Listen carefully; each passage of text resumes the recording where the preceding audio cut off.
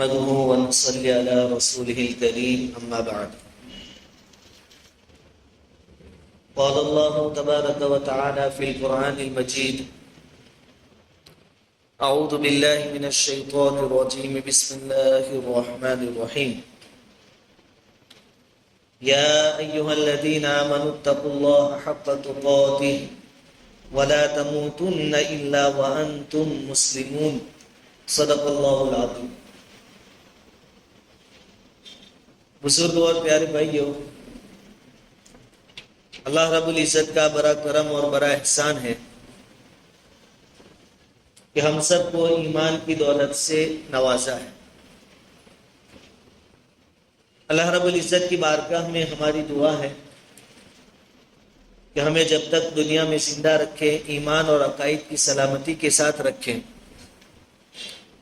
اور جس وقت ہمارے لیے موت کا فیصلہ فرماویں، ایمان والی، اپنی رضامندی والی، قابل رشک موت نصیب فرماویں.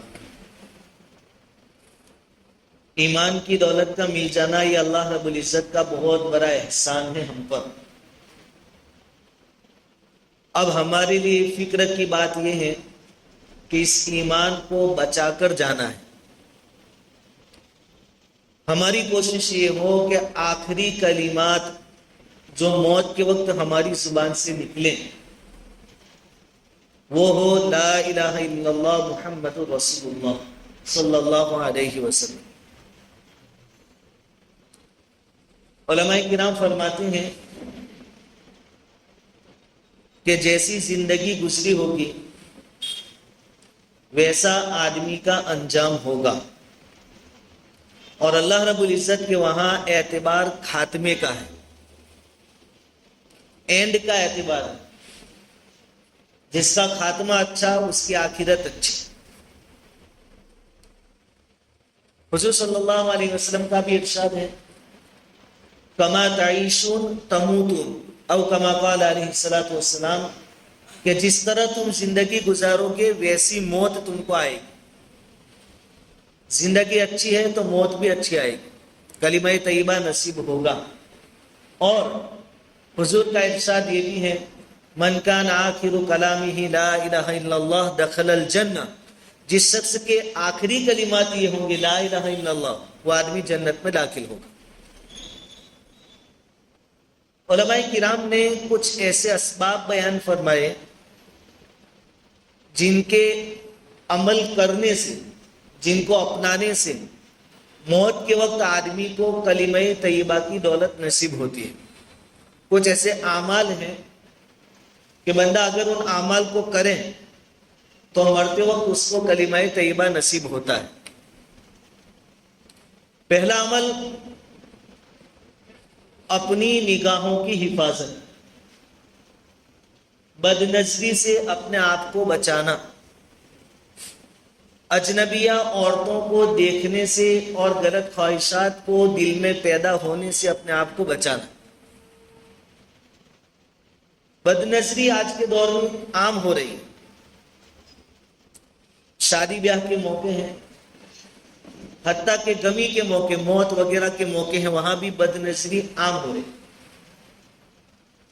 شادیوں کا حال تو ہم دیکھتے ہیں کہ مرد اور عورت دونوں طرف سے یہ کوشش ہوتی ہے کہ لوگوں کی زیادہ سے زیادہ توجہ ہم پر رہے. ہمارا لباس، ہمارا ڈریس ایسا ہو کہ زیادہ سے زیادہ لوگ ہم کو دیکھیں، ہمارے چرچے ہوں. یہ مردوں کی بھی چاہت ہوتی ہے، عورتوں کی بھی چاہت ہوتی ہے. اور یہ تو بد نظری ہے. غیر مرد کا غیر عورت کو دیکھنا یہ بد نظری ہے، اور یہ بہت بڑا گناہ ہے. اللہ کے نبی صلی اللہ علیہ وسلم کا ارشاد ہے کہ بد نظری شیطان کے تیروں میں سے ایک زہریلا تیر ہے، کیونکہ زنا کاری کی شروعات بد نظری سے ہوتی ہے. علماء کرام نے قرآن کریم اور احادیث کو سامنے رکھ کر یہ بات بتائی ہے کہ جو بندہ اپنی نگاہوں کی حفاظت کرے گا موت کے وقت کلمہ طیبہ اس کو نصیب ہوگا. اور حدیث میں ہے جو کلمہ طیبہ کے ساتھ رخصت ہوگا وہ جنت میں داخل ہوگا. تو بد نظری کو معمولی گناہ نہ سمجھے بلکہ بہت بڑا گناہ ہے. اپنی نگاہوں کی حفاظت کرے، اور جو کوئی اپنی نگاہوں کی حفاظت کرے گا آخرت کی کامیابی تو ملے گی ہی ملے گی، اس کو دنیا میں نقد فائدہ بھی ملے گا کہ اس کو عبادت میں مزہ آئے گا، ایمان کی چاشنی اس کو محسوس ہوگی، ایمان کی حلاوت اور مٹھاس اس کو محسوس ہوگی. حضور صلی اللہ علیہ وسلم کا ارشاد ہے کہ جو بندہ بد نظری سے اپنے آپ کو بچاتا ہے اللہ تعالیٰ ایمان کی حلاوت اور چاشنی اس کو چکھاتے ہیں. یہ دنیاوی انعام.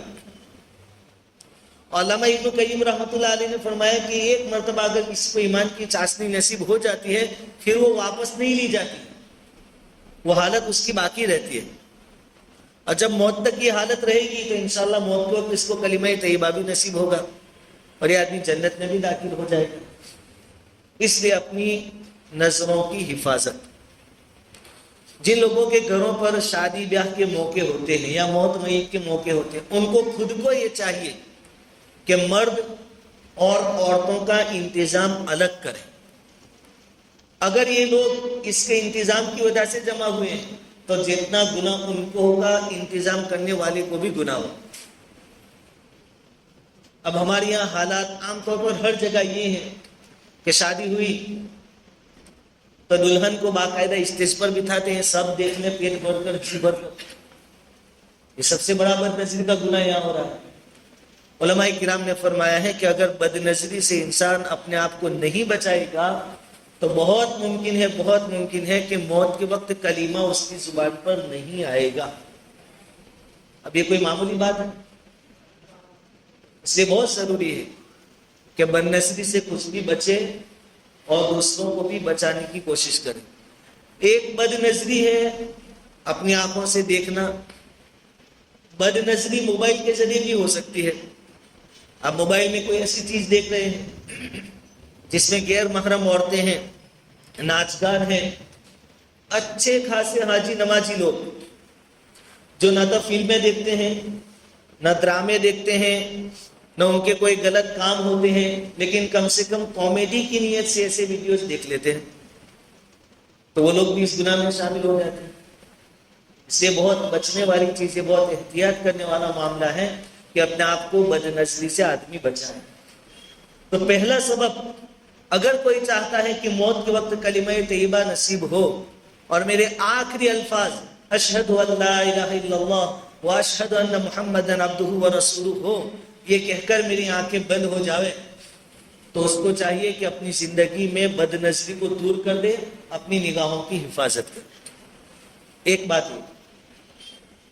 دوسرا بڑا سبب اور بہت آسان چیز ہے کہ جس پر عمل کرے آدمی تو موت کے وقت کلمہ طیبہ نصیب ہوتا ہے، وہ ہے مسواک کرنا. بالکل آسان چیز. مسواک ایسی چیز ہے کہ اپنی جیب میں رکھ لیں، وقتاً فوقتاً، ہر نماز کے وقت تو کرنا ہی کرنا ہے. حضور صلی اللہ علیہ وسلم نے اس کی بہت تاکید فرمائی، بلکہ حضور نے تو یوں فرمایا کہ اگر میری امت پر مشقت کا خوف نہ ہوتا کہ امت کو مشقت محسوس ہوگی، شاق گزرے گا، دشوار معلوم ہوگا، تو میں مسواک کو واجب قرار دیتا. حضور صلی اللہ علیہ وسلم کا آخری وقت تھا، آپ کے جسم مبارک میں اتنی طاقت نہیں تھی کہ آپ مسواک کو چبائیں، تو آپ بار بار مسواک کو دیکھتے تھے اور ماں عائشہ رضی اللہ تعالیٰ عنہ کو دیکھتے تھے. ماں عائشہ رضی اللہ تعالیٰ عنہ سمجھ گئی، انہوں نے مسواک کو پانی میں بھگویا، اپنے منہ میں چبایا اور حضور کو منہ میں رکھا مسواک. حضور نے آخری وقت میں بھی مسواک کیا. منہ کی صفائی کا مسئلہ ہے. ہم اللہ رب العزت کا نام جس منہ سے لیتے ہیں کم سے کم وہ پاک ہونا چاہیے، اچھا ہونا چاہیے، بدبو سے محفوظ ہونا چاہیے. ہمارے یہاں چائے پینے کا رواج عام ہے، چلتے پھرتے چائے مل جاتے ہیں. چائے پینے کے بعد کم سے کم آدمی کلی کرے، انگلی سے کم مسواک نہ ہو تو انگلی سے منہ کو صاف کرے. کئی سارے لوگ ایسے ہیں اچھے سے اچھے حاجی نمازی، اذکار اور تسبیح کے پابند، جب بات کرتے ہیں تو منہ سے بدبو آتی ہے. تو کم سے کم مسواک کریں. عرب حضرات آج بھی جب نماز کے لیے اقامت کہی جاتی ہے، نماز جماعت جب کھڑی ہوتی ہے تب بھی منہ سے مسواک جیب سے نکالتے ہیں، مسواک کرتے اور پھر جیب میں رکھ دیتے ہیں. یہ ان کے نزدیک سنت عمل ہے. آخری وقت میں بھی مسواک کرتے ہیں، اقامت ہوتی ہے اس پر وہ مسواک کر رہے ہوتے ہیں، اتنا احتیاط کرتے ہیں۔ تو جو آدمی مسواک پابندی کے ساتھ کرے گا، نماز کے وقت، سوتے وقت، کھانے کے بعد، سو کر اٹھنے کے بعد، تو انشاءاللہ علماء کرام فرماتے ہیں مسواک کے فوائد میں ہے کہ ایسے آدمی کو موت کے وقت کلمہ طیبہ نصیب ہوگا، اور اس کا کام بن گیا۔ جس کے آخری کلمات کلمہ طیبہ ہو، لا الہ الا اللہ محمد رسول اللہ ہو، حضور فرماتے ہیں دخل الجنہ، وہ آدمی جنت میں داخل ہو۔ بالکل آسان کام ہے۔ تیسرا عمل جس کے ذریعے آدمی کو موت کے وقت کلمے کی دولت نصیب ہوتی ہے وہ ہے شکر کرنا۔ اللہ رب العزت نے جتنی نعمتیں دی ہے، چھوٹی بڑی تمام نعمتوں پر اللہ رب العزت کا شکر ادا کریں۔ شکریہ ادا کرنے سے موت کے وقت کلمہ نصیب ہوگا۔ اور دوسرا بڑا فائدہ جو قرآن میں اللہ تعالیٰ نے بیان فرمایا، لئن شکرتم لازیدنکم، اگر تم شکر کرو گے تو میں نعمتوں کو بڑھاؤں گا۔ ایمان کی نعمت سب سے بڑی نعمت، اس پر اللہ کا شکر ادا کریں۔ حضور نے بتا بھی دیا کہ کن کلمات کے ذریعے نعمت اسلام پر، نعمت ایمان پر ہم اللہ کا شکر ادا کریں۔ صبح میں روزانہ پڑھے 3 مرتبہ، رضیت باللہ ربا وبمحمد نبیا وبالاسلام دینا، یہ دعا روزانہ پڑھے۔ یہ ایمان جو اللہ نے دیا اس پر اللہ کا شکر ہے۔ اور جب آدمی ایمان پر شکر ادا کرتا رہے گا، اس کے ایمان میں ترقی ہوگی، اور وقت آئے گا موت کا، اس وقت اس کی زبان سے کلمہ طیبہ جاری ہو جائے گا۔ اور دوسری ہر نعمت میں بندہ شکر ادا کرتا رہے گا، اللہ تعالیٰ نعمتوں میں اضافہ کرتے رہیں گے۔ ایک بزرگ کا واقعہ پیر ذوالفقار نقشبندی دامت برکاتہم کی کتاب میں لکھا ہے کہ ایک اللہ والے تھے، ان پر اللہ تعالیٰ کی بہت سارے انعامات تھے، بہت نعمتوں سے اللہ نے نوازا تھا۔ ان کو فکر یہ تھی کہ کہیں ایسا تو نہیں کہ ہم جو نیکیاں کرتے ہیں، اچھے اعمال کرتے ہیں، اس کا بدلہ یہی مل جاتا ہو دنیا میں، پھر آخرت میں کچھ بھی نہ ملے۔ صحابہ کرام کو بھی یہ ٹینشن رہتا تھا، جب نعمتیں آتی تھی تو وہ روتے تھے کہ اللہ کہیں ایسا تو نہیں کہ جو کچھ نیکیاں کر رہے وہ اس کا بدلہ یہاں ہی مل گیا ہم کو، پھر آخرت میں۔ قرآن نے کیا فرمایا کہ بہت سارے بندے ایسے ہوں گے جن سے آخرت میں کہا جائے گا اذهبتم طیباتکم فی حیات الدنیا فاستمتعتم بها، کہ تم نے دنیا میں سب مزے اڑا لیے اور اپنا کھاتا ختم کر لیا، اب تمہارے لیے کوئی حصہ نہیں۔ تو بزرگ کو یہ ٹینشن رہتا تھا، انہوں نے اللہ تعالیٰ سے دعا کی کہ اللہ مجھے اور نعمتیں نہیں چاہیے، مجھے تو سب آخرت میں دے دینا، یہاں نہیں چاہیے۔ یہ بار بار دعا کر رہے ہیں اور ادھر سے اللہ کی طرف سے نعمتیں بڑھ رہی ہیں، یہ اور پریشان ہوئے۔ یہ بار بار دعا کریں، پھر ایک مرتبہ اللہ تعالیٰ نے الہام کیا، دل میں بات ڈالی کہ ہمارا قانون اور قاعدہ یہ ہے کہ اگر تم نعمتوں پر شکر کرو گے تو ہم نعمتیں بڑھائیں گے، اور تم ہر نعمت پر شکر ادا کر رہے ہو تو ہماری طرف سے نعمتیں بڑھتی ہی جائیں گی، یہ نعمتیں کم نہیں ہوگی۔ تو شکر ادا کرنے کا ایک نقد فائدہ یہ کہ نعمتوں میں اضافہ ہوگا، اور دوسرا بڑا فائدہ یہ کہ شکر کرنے والوں کو موت کے وقت کلمہ طیبہ نصیب ہوتا ہے۔ آخری الفاظ جو ان کی زبان پر ہوتے ہیں وہ یہی ہوتے ہیں، اشہد ان لا الہ الا اللہ واشہد ان محمدا عبدہ ورسولہ۔ تو ہمیشہ چھوٹی بڑی نعمت پر شکر ادا کریں، چھوٹے چھوٹے نقصانات پر، تکلیفوں پر شکوے شکایت نہ کریں، حتیٰ کہ آپ یہاں سے نکلے اور آپ نے دیکھا کہ میری ایک چپل یہاں ہے اور دوسری کسی نے پیر مار کے وہاں بیچ دی ہے، تو وہاں بھی شکوے شکایت نہ ہو، بلکہ دل میں یہ سوچے کہ میں تو اسی قابل ہوں کہ لوگ مجھے لاتے مارے۔ یہ تو اللہ کا شکر ہے کہ اس نے مجھے عزت دی ہے، سماج اور معاشرے میں ایک ویلیو دیا ہے، ورنہ میرے اعمال تو ایسے ہی ہیں کہ مجھے لاتے ماری جا رہے۔ تو چھوٹی چھوٹی باتوں پر، چھوٹی چھوٹی تکلیفوں پر شکوے شکایت نہ ہو، بلکہ اللہ نے جن نعمتوں سے نوازا ہے اس پر اللہ کا شکر ادا کرے۔ یہ 3 اسباب ایسے ہیں جس سے آدمی کو مرتے وقت کلمہ طیبہ نصیب ہوتا ہے۔ ایک اور سبب، اللہ کے خوف سے گناہ کو چھوڑ دینا، یہ بہت بڑی چیز ہے۔ جو کوئی آدمی اللہ کے ڈر سے، اللہ کے خوف سے گناہ کو چھوڑ دے گا، مرتے وقت اس کو کلمہ طیبہ نصیب ہوگا، اس کی زبان سے خود نکلے گا کلمہ طیبہ۔ امام شافعی رحمۃ اللہ علیہ کا زمانہ تھا، آپ دنیا میں موجود تھے۔ ایک گورنر تھا، حاکم اپنی بیوی کے ساتھ محبت کا اظہار کر رہا تھا، اور بیوی کسی وجہ سے حاکم سے ناراض تھی۔ ابھی اپنی طرف سے بار بار محبت کا اظہار کر رہا ہے، بیوی بار بار اس کو دھتکار رہی ہے. ایک مرتبہ بیوی نے غصے میں آ کر کہہ دیا کہ جہنمی ہٹ پیچھے، یہاں سے میرے پاس سے دور ہٹ جا. بیوی نے اپنے شوہر کو جو کہ حاکم اور گورنر تھا اس کو کیا کہا؟ جہنمی، ہٹ پیچھے. اب شوہر کو بھی غصہ آ گیا، اس نے کہا کہ اگر میں جہنمی ہوں تو تجھے 3 طلاق. اب یہ آدمی جہنمی ہے کہ جنتی ہے وہ تو کون طے کر سکتا ہے دنیا میں؟ یہ مسئلہ علماء کرام کے پاس آیا. سب علماء نے ہاتھ اوپر کر لیے کہ ہم اس کا جواب نہیں دے سکتے، کیونکہ ہمیں معلوم نہیں کہ یہ حاکم جہنمی ہے یا دوزخی ہے. جب معلوم نہیں تو ہم یہ بھی فیصلہ نہیں کر سکتے کہ اس کی بیوی کو 3 طلاق ہوئی یا نہیں ہوئی، کیونکہ اس نے شرط رکھی ہے کہ اگر میں جہنمی ہوں تو تجھے 3 طلاق. اور فیصلہ کون کرے گا کہ یہ جہنمی ہے؟ شہر میں ایک چرچا ہوا کہ حاکم کے وہاں ایسا مسئلہ پیش آیا اور کوئی عالم جواب نہیں دے سکتا ہے. یہ بات چرچا ہوتے ہوتے امام شافعی رحمۃ اللہ علیہ تک پہنچی. امام شافعی رحمۃ اللہ علیہ نے فرمایا کہ اس کا جواب میرے پاس ہے. لوگوں نے حاکم کو خبر دی. حاکم نے امام شافعی رحمۃ اللہ علیہ کو اپنے دربار میں بلائے اور کہا کہ میری یہ الجھن، چونکہ میں نے غصے میں بول تو دیا کہ اگر میں جہنمی ہوا ہوں تو تجھے طلاق، لیکن میں طلاق دینا نہیں چاہتا، میری بیوی سے مجھے بہت محبت ہے، تو غصے میں بول دیا تھا. امام شافعی رحمۃ اللہ علیہ نے فرمایا کہ میں تم سے اکیلے میں بات کرنا چاہتا ہوں، سب کو یہاں سے ہٹا دو. سب لوگوں کو دربار سے نکالا گیا. امام شافعی اور حاکم دونوں اکیلے تھے. امام شافعی رحمۃ اللہ علیہ نے فرمایا کہ آپ کی زندگی میں ایک آدھ کوئی عمل ایسا ہے، کوئی ایسا موقع آیا کہ جس میں اللہ کے خوف سے آپ نے گناہ چھوڑ دیا؟ آپ گناہ کرنے پر قادر تھے، گناہ آپ کر سکتے تھے، لیکن اللہ کے خوف کی وجہ سے آپ نے گناہ نہیں کیا، چھوڑ دیا. ایسا کوئی موقع کبھی آیا؟ کہا کہ ہاں. امام شافعی نے فرمایا کہ بتاؤ. کہا کہ ایک مرتبہ جب میں اپنے بیڈ روم میں گیا، اپنے گھر میں گیا، بیڈ روم میں گیا، تو وہاں جو کام والی ہوتی ہے، صفائی والی، تو ہماری نوکرانی صفائی کر رہی تھی. وہ نوجوان عورت تھی، بہت خوبصورت تھی. میری نظر اس پر پڑی، مجھے وہ بہت اچھی معلوم ہوئی. اب میں حاکم تھا، وہ نوکرانی تھی. میں نے اس کے ساتھ زنا کاری کا ارادہ کیا.